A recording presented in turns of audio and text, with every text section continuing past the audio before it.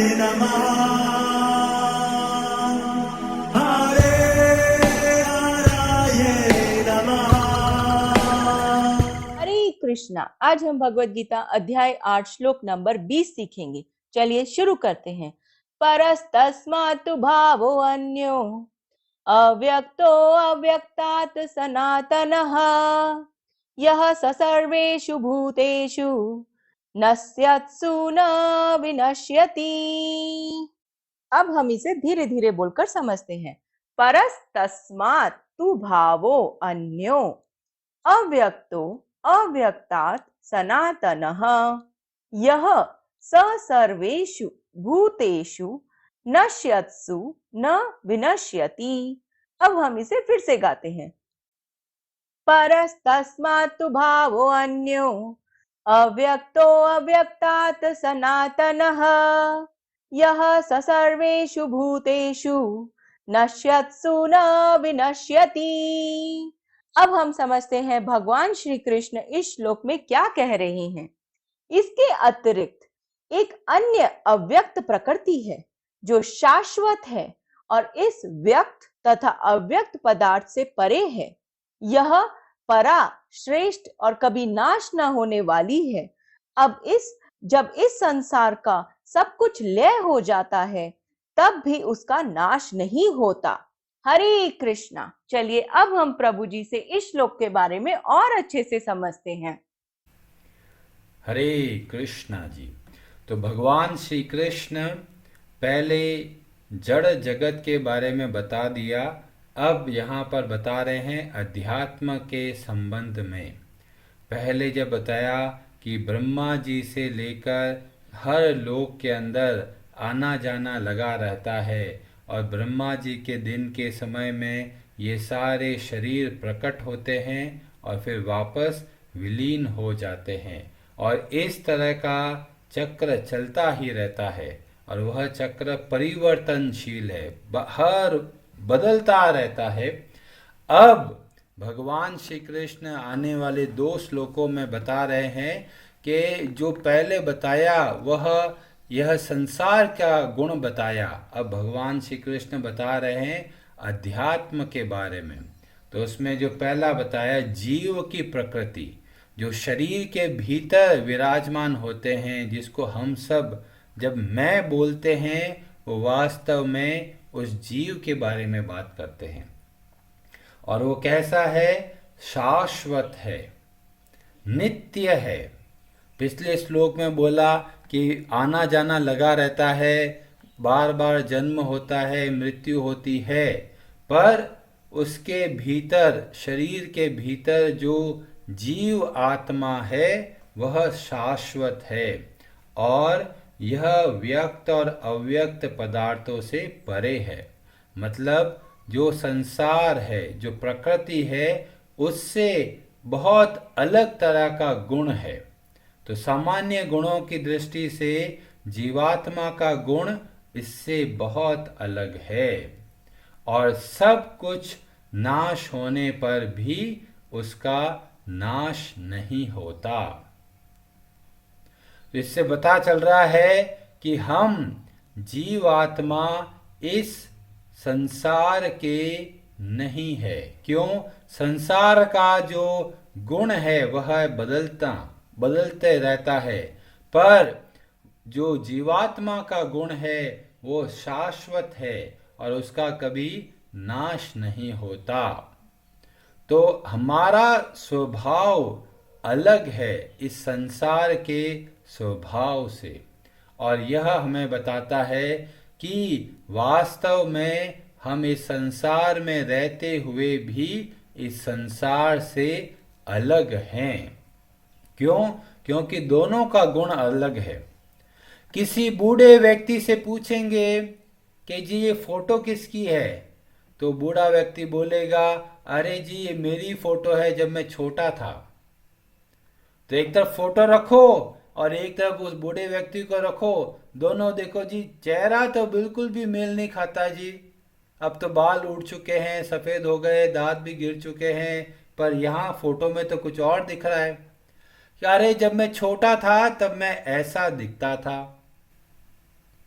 तो शरीर पूरा का पूरा बदल गया है, पर जो मैं जब छोटा था, मैं जब बड़ा हुआ और मैं जब बूढ़ा हो रहा हूं, तो इस सब में मैं समान है। और जब कोई व्यक्ति शरीर को छोड़ता है तब भी शरीर वहीं पे पड़ा है, फिर भी लोग बोलते हैं जी चले गए जी वो तो।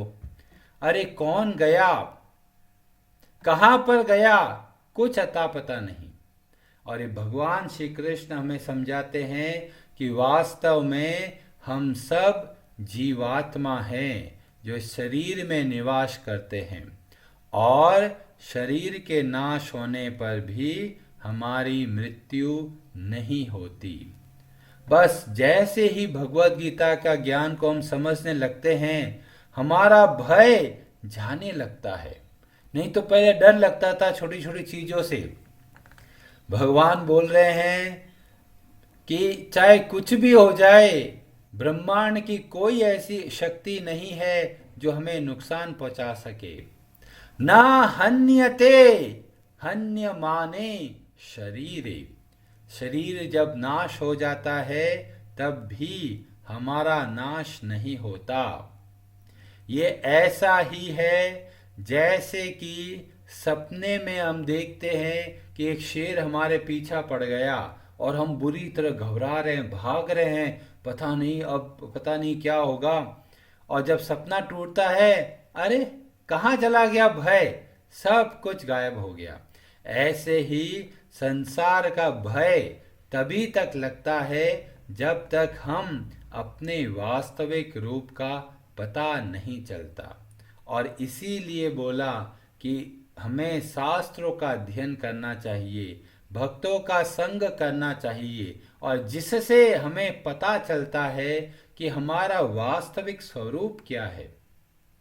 अब कहीं बोलेंगे अरे हमें खुद को नहीं पता हमारे बारे में, और हम दुनिया की जगह जगह ढूंढ रहे हैं, कोई डिस्कवरी चैनल में क्या क्या जानवरों के बारे में पता कर रहा है, हमें तो खुद को ही नहीं पता कि हम कौन हैं। इतने समय से अपने आप को सज धज के सूट बूट पहन के एकदम तड़क से रहते हैं जी हम हैं जी, पर पता नहीं ये जो शरीर है वह एक कार की तरह है, और जो ड्राइवर अंदर बैठा है वह जीवात्मा की तरह है। तो जब जीवात्मा गाड़ी को छोड़कर बाहर निकलता है तब भी वो जीवित रहता है, भले ही कार खराब हो जाए कोई परवाह नहीं।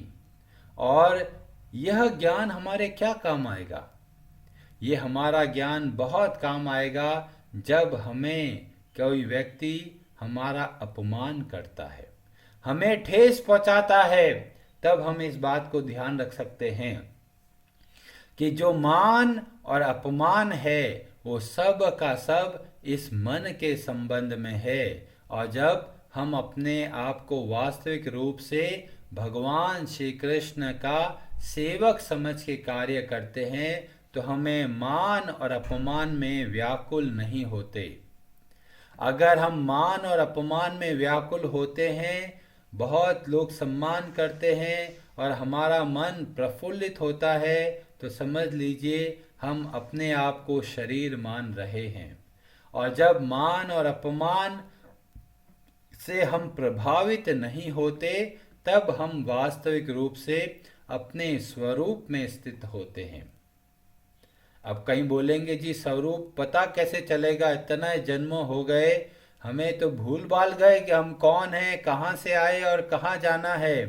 तो बोला कि जब हम अपने दर्पण में देखते हैं और अगर दर्पण के आगे बहुत सारी धूल जमी हुई होती है तो हमें अपना चेहरा पता ही नहीं चलता, हमें लगता है कि हम कुछ हैं। पर जैसे ही दर्पण को साफ करते हैं तो हमें साफ साफ पता चलता है, अरे ये तो मैं हूं। ऐसे ही हमारा जो मन है वह एक दर्पण की तरह है और उस पर बहुत सारी धूल जम गई और जिसकी वजह से हमें दिखाई नहीं देता हमारा वास्तविक रूप। और वो दर्पण को कैसे साफ करेंगे? तो चैतन्य महाप्रभु बताते हैं, चेतो दर्पण मार्जनम, ये हमारा जो चित्त के अंदर मन में जो इतनी सारा मिट्टी जम गई है संसार के सुख भोग की, जिसकी वजह से हम भूल गए अपने आप को, तो मिट्टी साफ कैसे होती है? भगवान के नाम के जप के द्वारा। इसलिए जब सावधानी पूर्वक भगवान के नाम का जप करते हैं तो हमें अपना वास्तविक तत्व पता चलता है। और जब पता चलता है तो दो बातें पता चलेगी। पहली बात कि हम एक ऐसे जीवात्मा है जो संसार में फंस गए, और दूसरा हम वास्तविक रूप से भगवान श्री कृष्ण के सनातन अंश हैं। और यही वजह है कि हम इस संसार में कुछ भी मिल जाए हम प्रसन्न नहीं रह सकते जब तक हम भगवान या भगवान के संबंध में कोई संग नहीं प्राप्त हो। ये ऐसा ही है कि जो मछली है उसको बाहर निकाल दिया जमीन पर, अब जमीन को कहो जी पिज़्ज़ा खाओ जी, बर्गर खाओ जी, ये खा लो, ऐश कर लो, थोड़े देर तो रहेगी पर थोड़े देर में बाद में मछली घबराने लगेगी। क्यों? मछली का स्वभाव है पानी में रहना। ऐसे ही हमारा स्वभाव है भगवान के संबंध में रहना। इसीलिए भगवान प्रेरणा देते हैं, दूसरे अध्याय में बोला था, योगस्थ कुरु कर्माणि संगम त्यक्त्वा धनंजय। योग में स्थित होके कार्य करो। अब बोलेंगे जी हम योग करेंगे तो खाना कौन बनाएगा?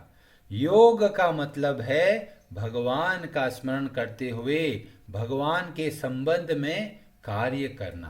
तो जब आप खाना बनाए तो भगवान की सेवा समझ के बनाए। इतना सरल है, इसी को बोला योगस्थ। जब हम कोई भी कार्य भगवान की सेवा समझ के करते हैं, भगवान का स्मरण करते हुए करते हैं, तो वह कार्य योगस्थ कहलाता है। और अगर भगवान को भूल कर कार्य करते हैं तो उसको बोलते हैं प्रकृतिस्थ। और जब प्रकृतिस्थ होते हैं तब इस संसार में सुख और दुखों के जो भाव आता है उसमें हम व्याकुल होते हैं। और कई लोग बोलेंगे ये तो बहुत ही बढ़िया है पर समझ में नहीं आता जी, क्या करें? तो एक बहुत सुंदर, पहले भी मैंने उदाहरण दिया था, एक गरुड़ का बच्चा किसी कारणवश मुर्गियों के बीच में घिर जाता है, और अब वो गरुड़ का बच्चा है, वो देखता है मुर्गियों को, तो सभी मुर्गियां धीमे धीमे चलती है, उड़ने का काम ही नहीं है, थोड़ा सा यहाँ से वहाँ कूदना है, बाकी घूमते रहना है। तो गरुड़ का बच्चा भी वहीं पर ऐसे ऐसे चलने लग गया जैसे मुर्गी चलती है। और ऐसे समय बीतता चला गया और गरुड़ को लगता है अरे मेरे साथ के लोग तो छोटे छोटे हैं और मैं इतना बड़ा क्यों हूं, मेरे इतने बड़े पंख क्यों है। मन में प्रश्न आ रहा है, पर वो सोचता है मैं भी मुर्गी ही हूं, और वो इधर उधर जैसे मुर्गियां चलती है वैसे ही चलता है। और ऐसे चलता तो बहुत समय बीत भी रहा है। एक समय कोई गरुड़ का देखते हैं वंशज, अरे ये गरुड़ इस मुर्गियों के झुंड में क्या कर रहा है। और वो जाके उस गरुड़ के बच्चे को समझाता है, अरे तुम गरुड़ हो, तुम्हारे अंदर बहुत क्षमता है, तुम्हें ऐसे चलने की आवश्यकता नहीं, तुम बहुत विशाल आकाश में उड़ सकते हो। गरुड़ का बच्चा बोलता है, नहीं नहीं, मैं एक मुर्गी हूं और मैं ऊपर से गिर गया तो मैं मर जाऊंगा। गरुड़ बोलता है, नहीं, तुम्हारे अंदर योग्यता है, क्षमता है। गरुड़ का बच्चा बोलता है, नहीं, मुझे बहुत डर लगता है। तो फाइनली गरुड़ उस गरुड़ के बच्चे को उठाकर ऊपर लेके जाता है, बहुत ऊंचा, और वहां से छोड़ देता है। तो शुरू में डरता है, तुरंत अपने पंख फैलने लगता है और एकदम पूरा विश्वास वापस आ जाए, अरे मैं तो उड़ सकता हूं। और हमारी भी यही ऐसी हालत हो गई है। इतने जन्मों से इस संसार में रहते रहते हम भूल गए। गरुड़ जैसे कि भगवान के सनातन अंश होते हुए भी हम अपने आप को शरीर जैसा मानकर बैठ गए और अपने आप को बहुत लाचार, बहुत बेबस, डरपोक, कमजोर बना के बैठ गए। पर भगवान बता रहे हैं कि सब कुछ नष्ट हो जाएगा, फिर भी तुम्हारा कोई बाल भी बाका नहीं कर सकता। क्यों? क्योंकि तुम मेरे सनातन अंश हो। और ये जो गरुड़ा के जो बचाते हैं, ये वे सब भगवान के भक्त हैं जो हमें अपने वास्तविक स्वरूप के बारे में बताते हैं। और इसीलिए सत्संग का बहुत भारी महत्व है। जब तक हमें सत्संग प्राप्त नहीं होता, हम भय, चिंता और दुख के सागरों में गोता लगाते रहते हैं। तो क्या भगवान का ज्ञान होने के बाद में हमारा दुख दूर हो जाएगा? कि दुख तो आता रहेगा, क्योंकि यह संसार में दुख आता ही रहेगा। तो करेंगे क्या? जब हम भगवत गीता के ज्ञान को समझते हैं, तब हम ऐसे दुखों से विचलित नहीं होते, हम घबराते नहीं हैं। कई लोग जो बॉम्बे में, दिल्ली में रहते हैं, अपार्टमेंट में रहते हैं, फ्लैट सिस्टम में रहते हैं, तो थोड़े थोड़े समय के बाद में घर बदलना पड़ता है और उनको बहुत कठिनाई होती है। अरे चलो, कभी अच्छा घर मिल जाता है, कभी अच्छा घर नहीं मिलता, फिर समय आता है तो घर छोड़ के जाना पड़ता है। और फिर सोचते यार कोई खुद का घर बना देते यार, हेडेक है, बार बार सामान को पैक करो, अनपैक करो, कितनी तकलीफ है। एक सामान्य घर को छोड़ने में इतनी तकलीफ होती है, जो इतने सालों से जिस शरीर में रहते हैं उसको जब छोड़ते हैं तो बहुत दुख होता है। पर जब हम यह सोचते हैं कि यह जो शरीर है वो भगवान की संपत्ति है, उसको वास्तव में भगवान की सेवा समझ के उपयोग करना है, तब जब ये शरीर छोड़ने का अवसर आता है तो हम दुखी और व्याकुल नहीं होते। इसीलिए भगवान के भक्तों को जब मृत्यु का समय आता है तो उनको डर नहीं लगता। उनको ऐसा लगता है, अरे कपड़े बदलने में किस बात का डर। और जिनको नहीं पता उनको बहुत भय लगता है, अरे इतनी मेहनत से पैसा कमाया, इतना बड़ा परिवार है, इतने मेरे प्रिय बंधु हैं, इनको छोड़ के जाने में कितना दुख होगा।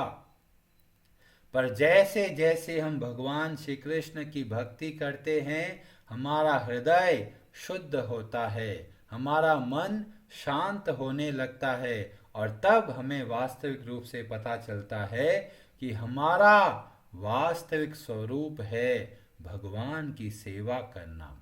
जीवेर स्वरूप होए कृष्णेर नित्य दास। जब हम भगवान श्री कृष्ण की सेवा में अपना समय लगाते हैं तो हमें अपना वास्तविक स्वरूप का पता चलता है। हमको अलग से हिमालय जाने की आवश्यकता नहीं है, हम घर में रहते हुए ही हम अपने वास्तविक स्वरूप को पहचान सकते हैं।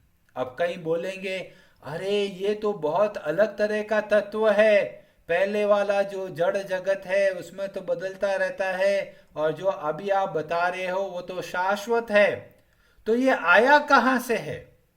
तो इसका उत्तर भगवान अगले श्लोक में देते हैं। हरे कृष्णा जी। आप सबका बहुत बहुत धन्यवाद।